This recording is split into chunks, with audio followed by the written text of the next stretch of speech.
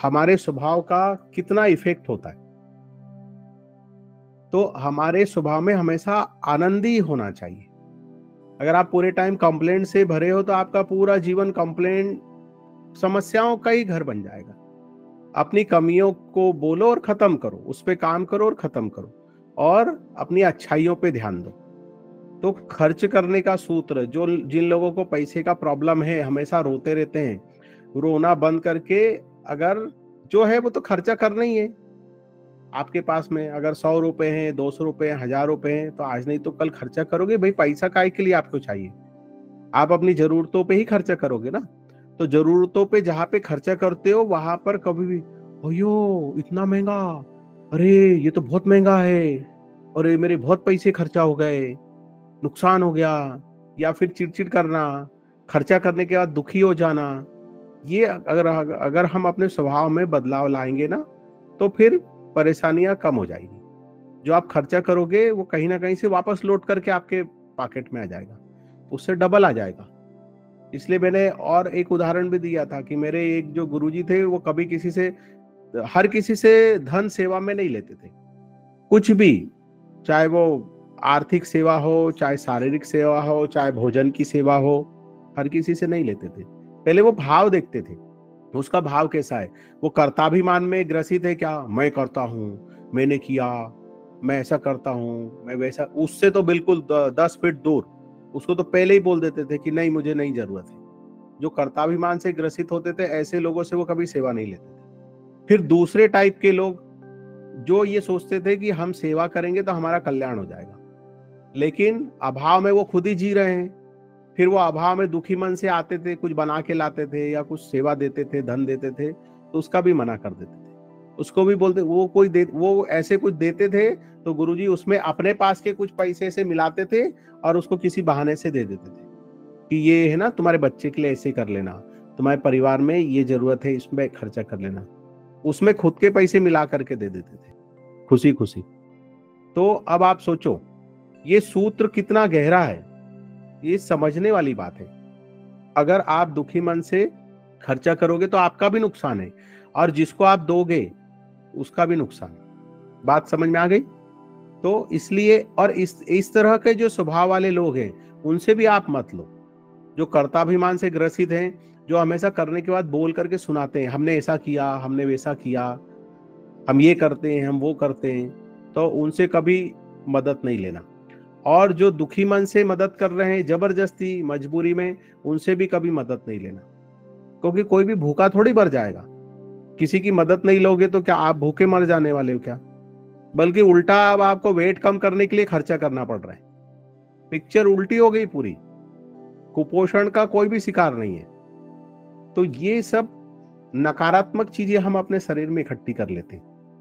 जितना आनंद होकर के आप बांटोगे, खुश होकर के बांटोगे, उतने आपके जीवन में वो चीजें लौट करके आएगी और आपको भी आनंद प्रदान करेगी। और अगर आप परेशान हो, दुखी हो, आप ही उसमें भी फंसे हुए हो, तो वो चीज आपके पास से जाने के बाद आपको भी दुख देगी, और जिसके पास जाएगी उसको भी दुख देगी। इसलिए पहले देखो, एक बोला करते थे, एक पंक्ति में बोला करते थे, अभी मैंने तो कितना एक्सप्लेन कर दिया। पहले बोलते थे, जैसा खाओ अन्न वैसा रहे मन। सुना है आपने? जैसी हो संगति वैसी हो वाणी, जैसा पियो पानी वैसी बने वाणी, जैसा हो संग वैसा चढ़े रंग। ये सुनी आपने लाइनें? जैसा खाओ अन्न वैसा बने मन, जैसा पियो पानी वैसी हो जाए वाणी, और जैसा करो संग वैसा चढ़े रंग। अब वो बोल दिया, लेकिन इसको समझो भी तो कि उसका मतलब क्या है। और भी अलग अलग तरह से बोला करते थे, खाना पीना देकर भाग, रास्ता चलना लेकर साथ, नहाना धोना ओघट घाट।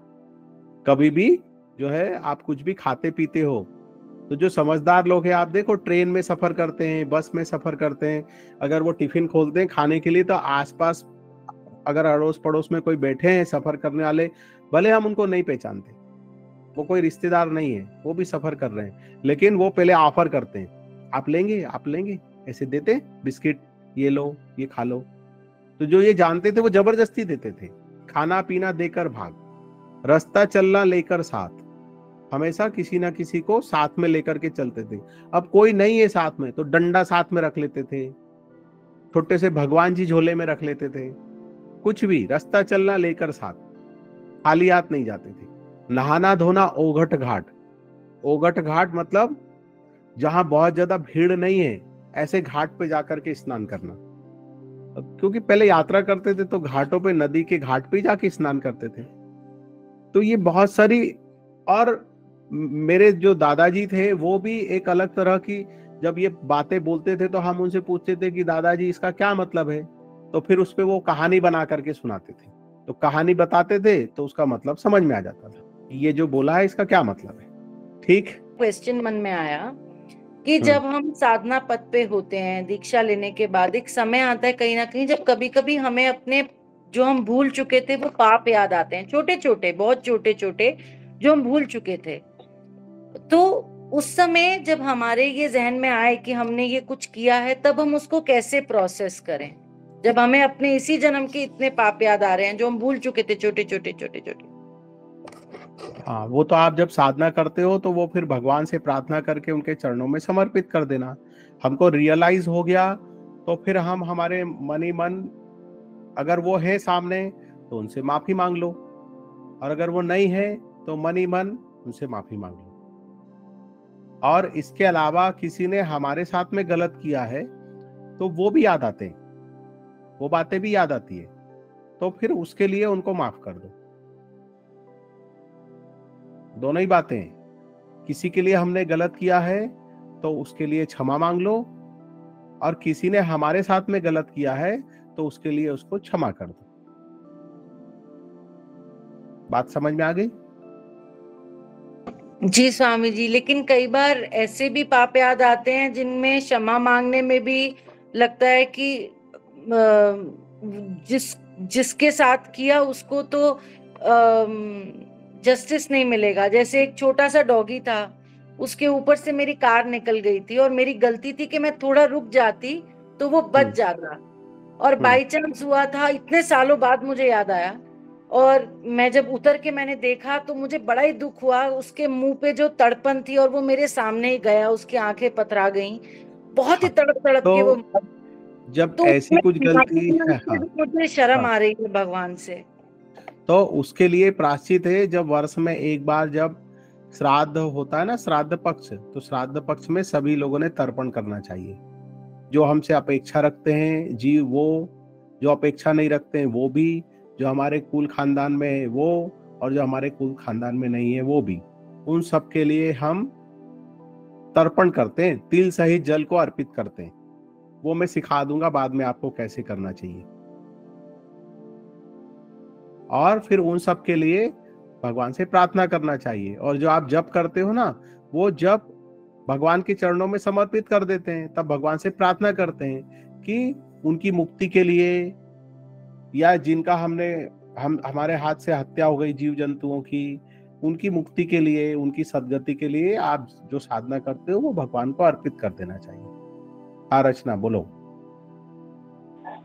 गुरुदेव, ये तर्पण तो जैसे एक हिंदू ट्रेडिशन में जेंट्स लोग ही करते हैं, महिलाएं तो तर्पण नहीं करती हैं। तो फिर जो महिलाओं के से अगर कुछ अरे गलती यार, ऐसी हो गई हो तो फिर तुम मुझे एक बात बताओ कि तुम खाना खाती हो कि सिर्फ जेंट्स लोग ही खाना खाते हैं? नहीं, खाते हैं, पर अपने हाथ तो अक्सर जेंट्स ही करते हैं, इसलिए मैंने पूछा। नहीं, तो तुम ये बताओ कि तुमने गुरु बनाए हैं तो तुम गुरु के कहने पे चलोगे या लोगों के कहने पे चलोगे?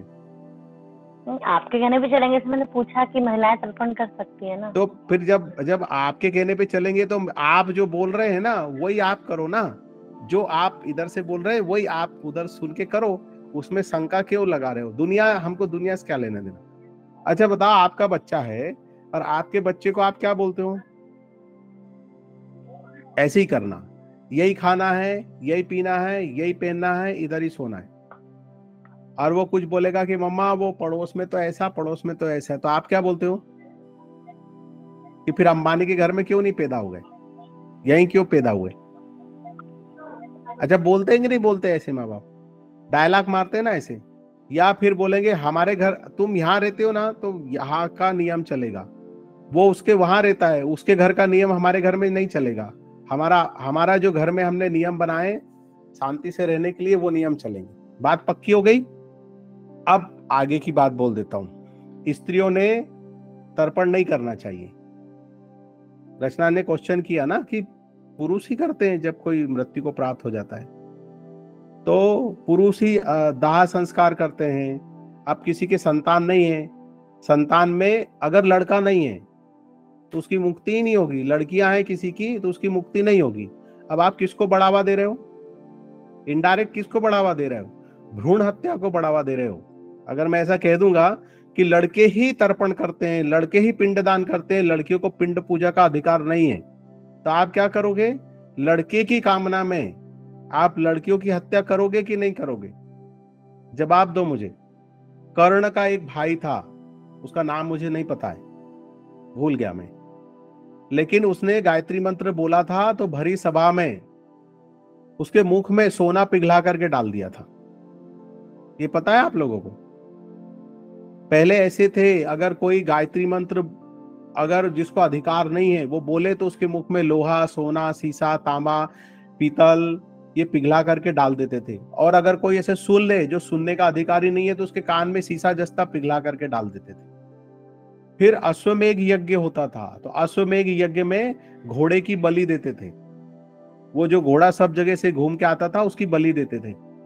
भगवान राम ने इसका विरोध किया, भगवान राम ने उस घोड़े की बलि नहीं दी। तो अगर कोई चीज परंपरा में गलत तरीके से चली आ रही है तो लोगों का नाम लेकर के, परंपरा का नाम लेकर के, अगर आपके ज्ञान में सही बात समझ में आ रही है तो आप गलत बात को फेवर करेंगे क्या? अब लोग तो ऐसे भी बोलते थे कि पति मर गया तो सती हो गई थी, तो बोले अब बोले उसमें अगर पति मर गया है तो उसकी पत्नी को जीने का अधिकार नहीं, वो भी अपने पति को अपने गोद में लेकर के सती हो जाए। अगरबत्ती का चटका तो हमको तकलीफ देता है, अगरबत्ती लगाते हो ना, कभी चटका लगा क्या आपको? और आग को पूरा का पूरा उठा के चिता में रख देंगे तो कैसा लगेगा? देखो, क्वेश्चन करने वाले का ध्यान कहीं और ही है। सुनो ध्यान से, मैं कोई बात बता रहा हूं तो अब बात लोग की आ गई है तो फिर बात लोग की चलिए तो फिर बहुत दूर तक जाएगी, बहुत लंबी जाएगी। तो फिर स्त्रियों को अधिकार ही नहीं है पिंडदान करने का, तर्पण करने का, नंबर 1। तो फिर स्त्रियों को गायत्री मंत्र करने का भी अधिकार नहीं है, स्त्रियों को तो तपस्या करने का भी अधिकार नहीं है, स्त्रियों को साधना करने का, तपस्या करने का अधिकार नहीं है, स्त्रियों को तो चक्र भी नहीं होते हैं, सप्त चक्र भी नहीं बोला है। अभी कहीं कहीं पढ़ने जाओगे तो बोलते हैं उनको चक्र ही नहीं होते, और कहीं कहीं किसी ग्रंथ में जाओगे तो बोलोगे स्त्रियों को तो आत्मा भी नहीं होती, बाकी सब जगह होती है। क्या है ये सब? सारे ब्रह्मांड का, सारी सृष्टि का सृजन करने वाली मात्र शक्ति, उसके बिना कहीं कुछ नहीं है। और फिर उसी को ये अधिकार नहीं है, उसी को वो अधिकार नहीं है, वो ये नहीं कर सकती, वो नहीं कर सकती। आप सोचो, तो कई जगह किसी चीज का आप अगर विरोध करोगे तो दूसरी संभावनाएं खड़ी हो जाती है। जैसे ये शब्द आ जाता है ना कि पिंडदान पुरुष ही कर सकते हैं, फीमेल नहीं कर सकती, स्त्रियां नहीं कर सकती, तो फिर क्या विकृति खड़ी होती है? यही विकृति समाज में आ जाती है ना कि पुत्र के संतान प्राप्ति के लिए, पुत्र प्राप्ति के लिए फिर सारी मेहनत की जाती है, और जिनकी बच्चियां हैं फिर उनकी वो मुक्ति ही नहीं होगी, वो तो भटकते रहेंगे। बात समझ में आई? अभी 4 दिन पहले एक बात चल रही थी कि स्त्रियों को यज्ञ हवन करने का भी अधिकार नहीं है। तो शिरडी के पास में एक आश्रम है, कोई जगह है 30-40 किलोमीटर, वो आश्रम का मैं नाम भूल गया हूँ। वहां पे एक संत थे, वो हुए हैं अभी तो शरीर छोड़ दिया। वो संत ने, उन्होंने कन्याओं की ही फौज इकट्ठी की थी, स्त्रियों से ही यज्ञ करवाते थे, और जब वो यज्ञ होता था तो बिना अग्नि के अग्नि प्रज्वलित होती थी लकड़ियों में से, मंत्रों के द्वारा। और वो उन्होंने साबित किया था कि ऐसा कहीं कुछ ऐसा विधान नहीं है कि स्त्रियां यज्ञ हवन नहीं कर सकती। वहां पे स्त्रियों के द्वारा ही अनुष्ठान करवाया जाता था, पुरुषों को परमिशन नहीं थी। ऐसी जब बात जब सामने आती है तब आप देखो, ऐसे ऐसे वन के निर्माण किए जहां पे बोल दिया कि यहाँ पे सिर्फ स्त्रियां रहेगी, पुरुष प्रवेश करेगा तो वो भी स्त्री बन जाएगा। है कहानियां ऐसी। वो एक राजा उस वन में प्रवेश किया तो वो उसको कोई संतान नहीं थी, फिर वो स्त्री बन गया वन में जाकर के, फिर उसका विवाह मंगल से हुआ और फिर जब उसको संतान हुई तो वो वापस पुनः राजा बना। तो हम अभी तो धारणाओं में ही फंसे हुए, हमारी श्रद्धा हमारी निष्ठा कम पड़ जाती है, हमारी धारणाएं हमारे ऊपर हावी हो जाती है। निष्ठावान व्यक्ति जो है, शंका कुशंका कहीं उत्पन्न ही नहीं होती, जो बोल दिया वही पत्थर की लकीर। मरा जपने को बोला तो मरा ही जपेगा, और निष्ठा जिसको निष्ठा नहीं, निष्ठावान तो मरा भी जपेगा, मरा बोल दिया तो, और निष्ठा नहीं है तो वो राम शब्द में भी ये शुद्ध उच्चारण है क्या या शुद्ध उच्चारण तो नहीं है, ओम नमः शिवाय बोलना है या ओम नमः शिवाय बोलना है, गुरुजी इसमें सही क्या है, ये मंत्र फलेगा कितने दिन में फलेगा, ये सब चीजें चालू हो जाती है। तो यहाँ पे अपना परिवार है, हम अपने परिवार में जो बात करेंगे सब लोग वही बात मानेंगे।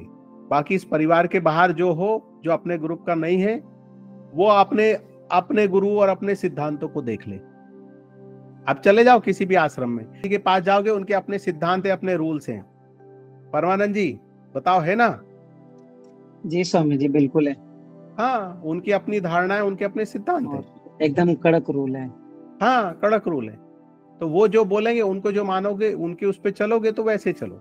हम उनका सत्संग भेजते हैं सुनने के लिए कि उसमें से जो अच्छी बातें हैं उसको सुनो और अपने जीवन में अपनाओ। जिस बात में विरोधाभास उत्पन्न होता है, जो बात नहीं पटती है, उसको छोड़ दो। आप सब्जी खरीदने जाते हो तो सब्जी में से जो जो आपको पसंद है, वो भिंडी ऐसे चुन करके, आलू चुन करके, बीन करके लाते हो ना, जो नहीं पसंद है वो छोड़ देते हो उसके अंदर। तो ढेर में से आप अपना छांट लो, जो आपकी दृष्टि में जो उचित बात समझ में आती है वो निकाल लो, और जो बात नहीं समझ में आती उसको छोड़ दो। अब सन्यास योग को सबसे श्रेष्ठ माना जाता है। मुझे बताओ, सभी अगर सन्यासी हो जाएंगे, घर त्याग देंगे, तो सन्यासी किस पे आश्रित होता है? आखिर में तो समाज पर ही आश्रित होता है। तो ऐसा सन्यासी किस काम का जो दूसरे पे आश्रित है? सन्यास का मतलब होता है सब कुछ छोड़ दिया, और जो सन्यासी दूसरे पे आश्रित हो गया तो फिर वो सन्यासी ही नहीं हुआ, खाली गेरुए कपड़े पहन लिए।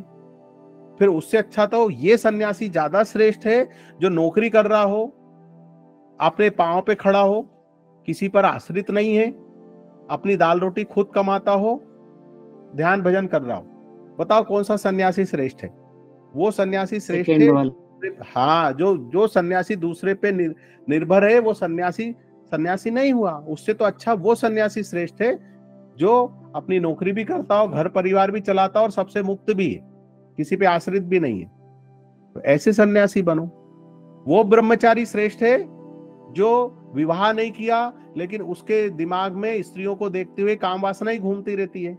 या वो ब्रह्मचारी श्रेष्ठ है जिसने विवाह किया, जिसके 2 बच्चे हैं, और उसके बाद 1-1 साल तक, 6-6 महीने तक, 3-3 महीने तक जो अपने पति के साथ संपर्क में नहीं है, कोई भावना ही नहीं है, कोई इच्छा ही नहीं है। तो कौन सा ब्रह्मचारी श्रेष्ठ है? आप बताओ मुझे। हम सिर्फ झूठे तमगे पे लाइफ को जीते हैं। हम यथार्थ के धरातल पर, यथार्थ के उस पर तो हम कभी जीते ही नहीं है। मैं हर बार इसको समझा चुका हूं। सन्यास क्या है, ब्रह्मचर्य क्या है, कई बार हमारी इस पे चर्चा होती है। और हम क्या करते हैं, घूम फिर के किस में अटक जाते हैं? हम इन्हीं चीजों में अटक जाते हैं। पूरा जीवन हम इसी में ही घूमते रहते हैं। आहार, निद्रा और मैथुन, इन 3 पर ही सारी चर्चा करते रहते हैं। हम आध्यात्म को कभी समझते ही नहीं है। आध्यात्म क्या है उस तक पहुंच ही नहीं पाते। तो बात समझ में आ गई? मतलब आप प्रार्थना करोगे, स्त्रियां प्रार्थना करेगी कि भगवान इसकी मुक्ति हो, तो उसकी मुक्ति नहीं होगी, और पुरुष प्रार्थना करेंगे तो सबसे पहले उनकी मुक्ति हो जाएगी। आप किसी का मर्डर कर दोगे तो आपको फांसी नहीं होने वाली, अब पुरुष मर्डर करेंगे तो उनको फांसी होगी, या पुरुष मर्डर करेंगे तो उनको फांसी नहीं होगी, और स्त्री मर्डर कर देंगे तो उनको अवार्ड दिया जाएगा।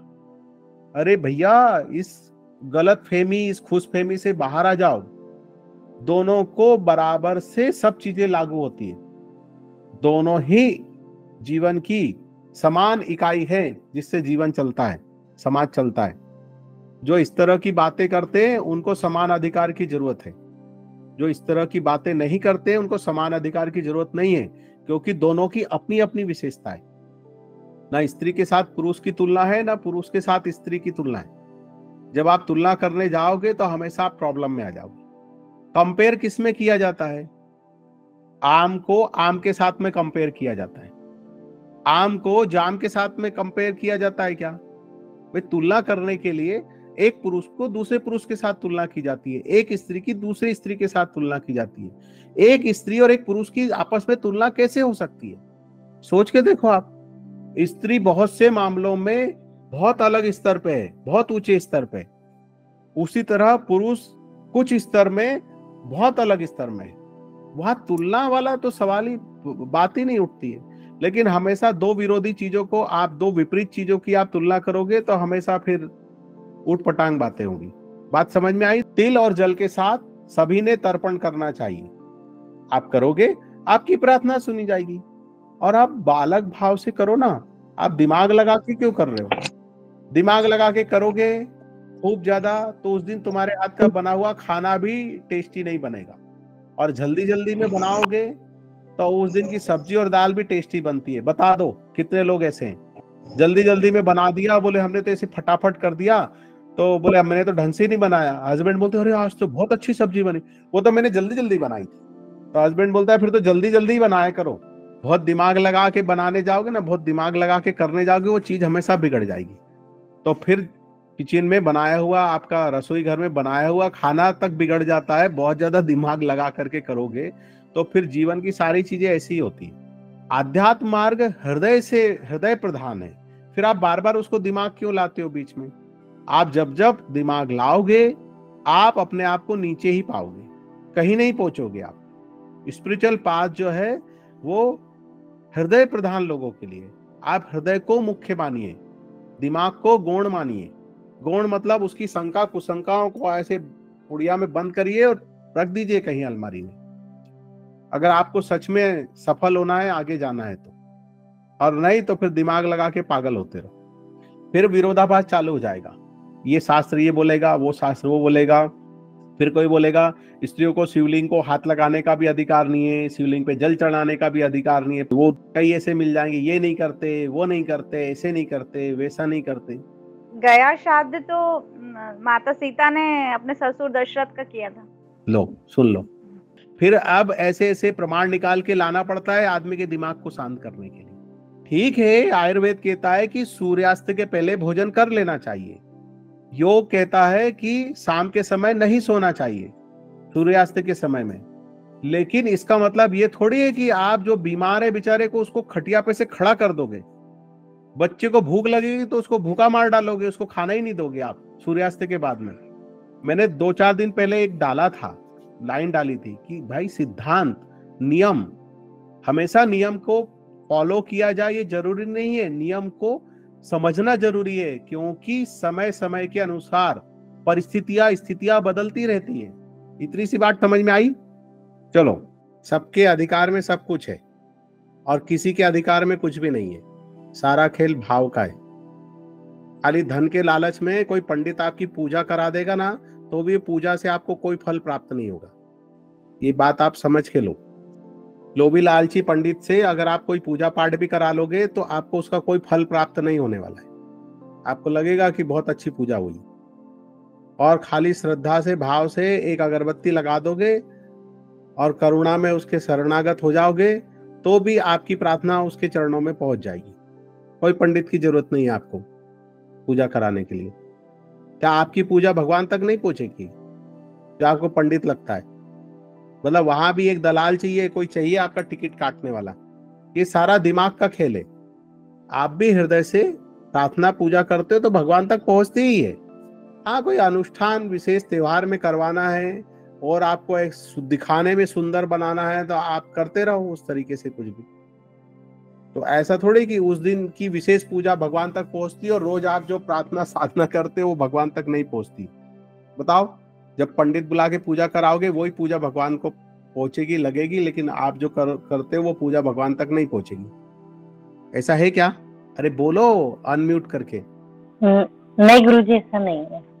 ऐसा नहीं है तो फिर सारे पूजा कराने वाले पुजारियों को भगा देना चाहिए। बताओ, बात क्या आ गई, पता। Time place and situation. क्या पता नहीं, अरे जहां जिस चीज की जरूरत है वहां करो, वहां किसी की किसी के साथ तुलना थोड़ी है। पूजा कराने वाले पंडित की और आपकी अपनी व्यक्तिगत पूजा साधना और प्रार्थना से उससे उसकी क्या तुलना है? आप समझो, चिंतन करो इसके बारे में।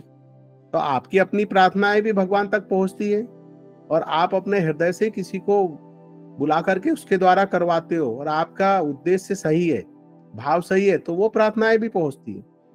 और अगर आपका भाव शुद्ध नहीं है, आपका हृदय शुद्ध नहीं है, तो आप अकेले खुद से प्रार्थना करो या पुजारी को बुला के कराओ, कोई भी प्रार्थना उस तक नहीं पहुंचेगी।